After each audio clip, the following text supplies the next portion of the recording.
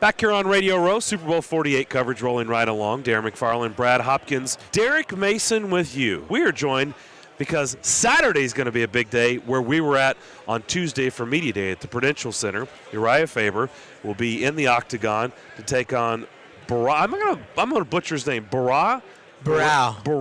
Yeah. Yeah. You're the main event, UFC 169. I knew I was going to mess that up. Don't laugh at me. Urijah, the California kid in New York. So what's this experience been like for you? Man, it's been cold, first off. Yeah. Oh, my God. And I'm also a little bit hungry, so I'm looking at this Gatorade here. And we got some mystery shakes. Cups. He said And I'm mystery like, cups. what the heck's going on over here? No, but I'm doing good, man. Just final days of preparation, healing up, getting ready for battle. You're right. You have no idea how happy Darren McFarland is to be able to have words with you, because I don't think I've heard him this excited, and we've been here for 3 days now so far, surrounded by all kinds of athletes. So it is great to have you here. Tell us one of the motivations of you wanting to be around here, Super Bowl Media Day. What brings you out today? I'm just letting people know about this fight. This is a huge deal. It's for the UFC World Championship. There's 2 belts on the line, and on top of that, we have Alistair Overeem and Frank Mir, 2 really talented, well-known heavyweights that are going to do battle. So it's cool, man. I'm a big football fan. I played football growing up. I was, that was my first love. So I played Pop Warner. I was a Sacramento Saint, and I was a Lincoln Colt, and then I was a Fighting Zebra. He remembers. Fighting Zebra. I was an all-league cornerback, and I love football, man. So this is cool to be in this big arena. So what are your last days of preparation like? Because as former football players, we know Friday is a certain way, Saturday is a certain way to lead up to Sunday. What is what is the process? You say your fight's in a couple of days. What's the process that you go through? Well, for us, unlike the football game, we're trying to lose weight, not gain. So at this point, it's all about, for me, making weight and making sure that my body feels good. I really have to come down from 158 pounds to 135 pounds. So as you can imagine, being a smaller guy, that's a big cut. And making sure that I work out, that I'm eating a little bit, and I'm working out again and checking my weight and just doing media, really. Well, I asked Frank the same question that I'm going to ask you. What would be your fighting style? What style of fight did you grow up idolizing or watching to become a UFC fighter? All my favorite athletes were either San Francisco 49ers or boxers. So I was looking at, my favorite fighter of all times, Roy Jones Jr. I liked Prince Nassim Hamed, Tommy the Gun Morrison, Mike Tyson. These are all my guys that I looked at and grew up, really watching. And then when the mixed martial arts started to pick up, guys like Vitor Belfort, Randy Couture, and Tito Ortiz, and Mark Coleman, these are guys that I looked at as well. So I've taken influence from all sorts of different folks in my life. I've always loved contact sports, played hockey, wrestled, did a little boxing. This is my sport, man. This is the epitome of hand-to-hand combat, and to be in a position to fight Super Bowl weekend for the world title is just awesome. So did you go to New Orleans last year with the 49ers in the Super Bowl? I did not go. I watched it though. Yeah. We had Delaney Walker here, who now plays for the Titans. He was on with us before you, and of course he was with the 49ers last year in the Super Bowl. So yeah, I was hoping the Niners would get the job done this time. I was on the edge of my seat, but we'll get him next time. So coming from Sacramento, that's the team that usually people in Northern California follow, which is the 49ers. Were you ever a San Diego Chargers fan or some other?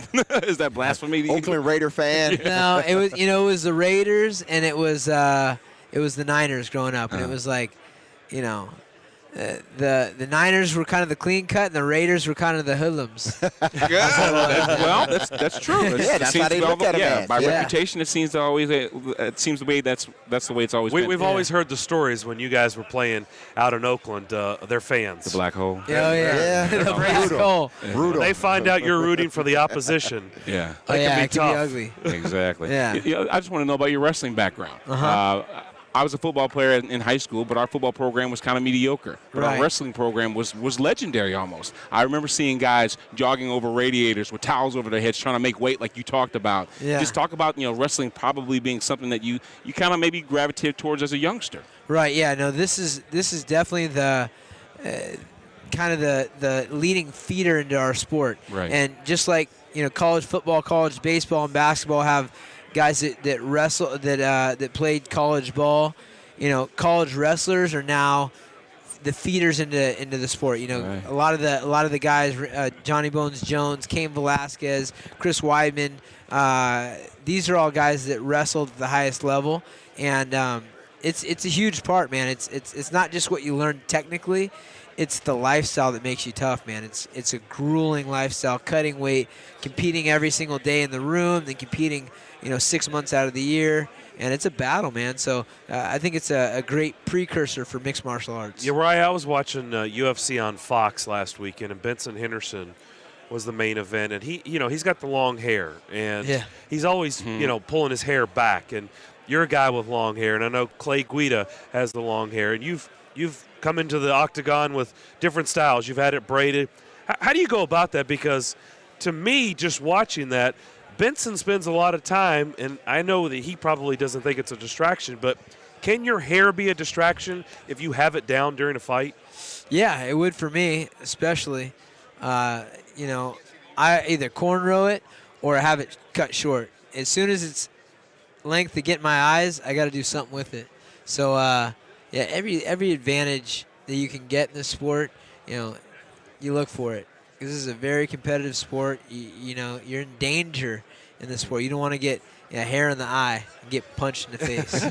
You're right. I got to admit, man, when the first time I saw you when you had the cornrows, and I thought you might have come back from Jamaica or something. White people go down there and get the braids in their hair and whatever coming back. Yeah, a little fake tattoo, a butterfly or something. we did ask for, Frank Mir, or I wanted to ask Frank Mir about teaching toughness, and you mentioned toughness. Obviously, UFC, MMA is probably the epitome of a physical contest. Can you teach toughness? I think you can, but you have to get someone to understand that it is a mental choice. If you can get that across to someone, then you can teach them the rest of it, which is hard work, pushing through adversity. Right. All those things that make champions and high level athletes what they are. It's something that can be taught, but it's more of a decision. And if you're not making that decision, you can't be taught. Now, Frank talked about the psychology of the sport and how he studies each opponent, not just in the ring, but out of the ring, whether it be interviews or whatnot. Do you take that same approach? In fact, he said he sometimes overanalyzes his opponent, and he has to kind of pull it back. I don't worry too much about the opposition. I'm a guy that worries is about what you're focusing doing on my offense, and I'll take a look and see what the other guy has to offer, but I'm not going to dwell on that.